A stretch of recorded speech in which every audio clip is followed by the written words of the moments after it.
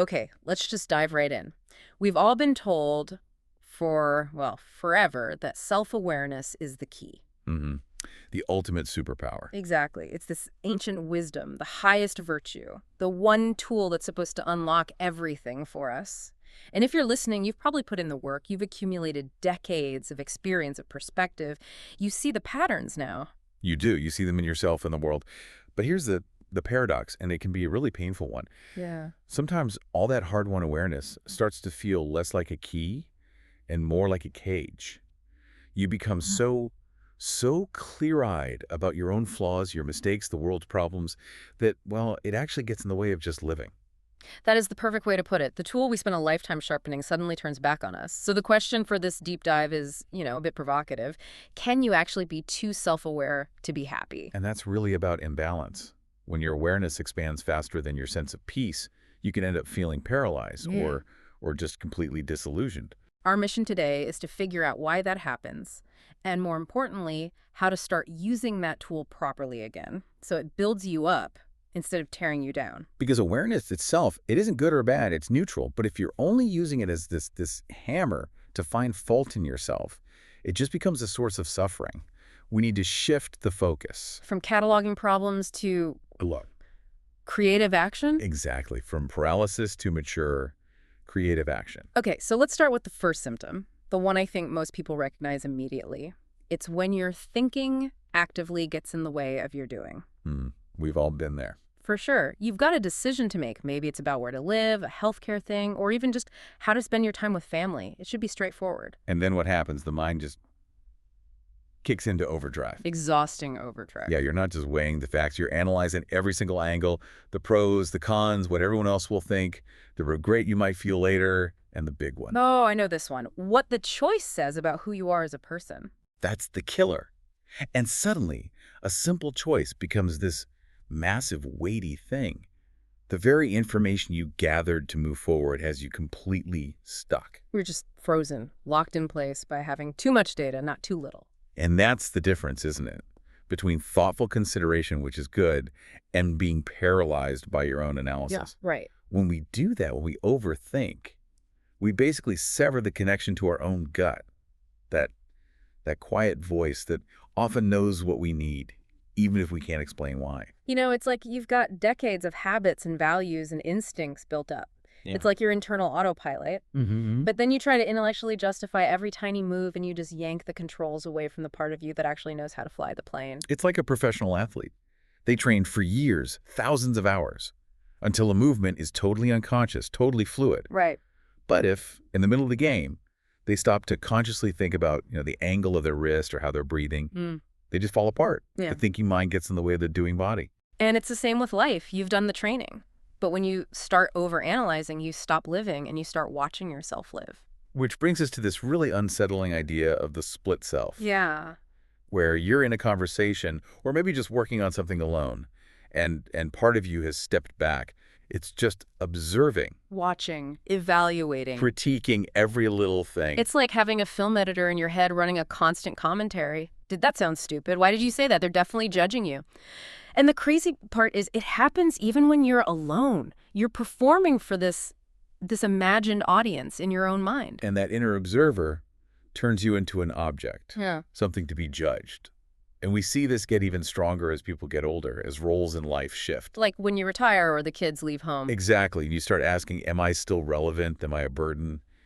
You lose that ability to just be. And when that inner critic takes over, awareness becomes genuinely painful because we have nonstop access to our own minds. We see all of our flaws, the pettiness, the fear, the impatience, in what our source material calls high definition. It's like watching your own worst moments on an IMAX screen. But when you look at other people, It's fuzzy, it's standard definition from a distance. and that distortion is a trap. It leads really smart, aware people to believe they are uniquely flawed. Because they're comparing their internal HD blooper reel to everyone else's public highlight reel. And of course, you're going to feel that comparison. It paralyzes you with self-judgment.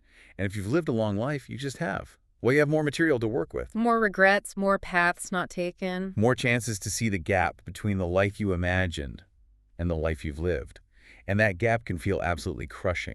Your mind becomes a weapon against yourself. But wait a second. If the problem is all the self-criticism, how can the solution possibly be more awareness? Isn't that just more staring into that painful gap? That is the crucial question. And the insight here is the difference between knowing your flaws and being defined by them. Mm. Awareness didn't make you a worse person. It just Yeah? made you more conscious of The messy, complicated, sometimes ugly reality of being human. You're not uniquely broken. You're just uniquely aware of the mess we all share. And that awareness, that's the prerequisite for compassion. That makes sense. Acknowledging the mess is a universal thing, not a personal failure. Huh. Okay, but before we get to compassion, we have to touch on the darkest part of this. When awareness turns outward, on the world itself, Yes. The agony of the disillusion. shattering of illusions. When we're young, we hold on to these really comforting stories, right? That hard work always pays off, good people win in the end, that there's some kind of order to things. And then you live, and you collect more and more evidence that, well, that contradicts all of it. Yeah. You see that life isn't fair, systems are fragile, and cosmic justice seems to be on vacation. And losing those certainties can lead to what the Source calls the existential void. When the illusions fall away, the reality is uncomfortable. Uncomfortable is putting it mildly. Mortality is real, there might not be a grand plan, no ultimate purpose. So what does that feel like day to day? Is it this big, crushing weight? Not always. Often it's more of a quiet despair, a subtle sense that life is fundamentally disappointing. You ask the big questions like, what's the point? And you just get silence back. And you find yourself wishing you could go back to not knowing certain things. You miss the comfort of the illusion. Wow. We've got awareness tearing down our internal foundation through self-criticism and our external one through disillusionment. Where do we possibly go from there? This is the pivot. The source material reframes that destruction beautifully, I think. It says that painful disillusionment, that gap between expectation and reality, is actually an invitation. An invitation to what? An invitation to see that your old stories, your old beliefs about fairness and how things should be, they're not serving you anymore. They need to be rewritten. So failure and loss, as awful as they are, they're actually forcing you to build something new, something truer, more resilient, because it's based on reality, not on a fantasy. Precisely.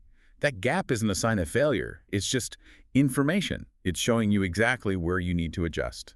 And once you've seen something clearly, a flaw, an injustice, you can't really go back to pretending you don't see it. You can't. The only way out is through.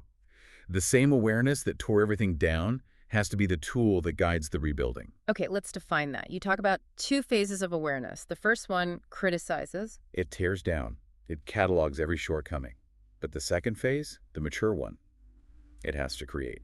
Give me an example of that. Okay? So you become aware that you're way too hard on yourself. At first, that just hurts. But then you use that awareness to question the standards themselves. Where do they come from? Are they even mine? Do they make any sense today? Ah, I see. So awareness stops being a weapon and becomes a tool for construction. Yes. And the most liberating part is what it does to that existential void we talked about. The awareness that there's no guaranteed grand plan. That doesn't have to be terrifying. It can be freeing. It can be total freedom. Yeah. Because it puts the power to create meaning right back in your hands. You get to decide what matters. So we need to use awareness as a creative tool. But how? On a practical level, let's talk about some strategies. I've got 4 here from our sources that seem really powerful. Let's do it. Strategy 1. Don't give every thought equal weight. Your brain produces thousands of thoughts a day. Some are useful, some are junk, some are just mean. This is so fundamental. We mistake the thought for our identity. The skill is to just observe a thought. Huh, that's an interesting, nasty thought my brain just made. Yeah. Without making it your life story. Like a passing cloud. It's not the whole sky. Exactly. Okay, strategy 2. Be realistic about your ideals. So much of the pain comes from that gap between who you are and this fantasy version of who you think you should be. And you have to ask, is that ideal even real? Or is it a highlight reel you've patched together? If your standard is just making you feel awful today, it's not a useful standard. It's just cruelty. The goal is growth, not perfection. Continuous incremental growth. I like that. Okay, strategy 3. Reconnect with the non-cognitive self. Get out of your head. Yeah. The antidote to too much analysis is to engage your body, your instincts. It's about doing things that demand your full presence without evaluation. Go for a walk in nature, have a conversation where you are truly listening to the other person, not your own inner critic. Ground yourself in the world. And the final one, strategy 4, practice self-compassion. And this isn't about letting yourself off the hook. No, it's not indulgence. It's clarity. It's treating yourself like you would a good friend who is trying their best. Hmm. You wouldn't just berate them constantly. You'd offer support. You'd offer support. You'd recognize that being imperfect is just the human condition. So when you put all these together, you start to move into what we're calling mature awareness. It's not naive optimism. And it's definitely not cynical despair. Yeah. It's clear-eyed. It sees the uncomfortable truths, but without judgment, without condemnation. That feels like the gift of maturity, really. You've survived mistakes. You know that most things aren't as big a deal as they first seem. It brings a steadiness. You hold things, including yourself, a little more lightly.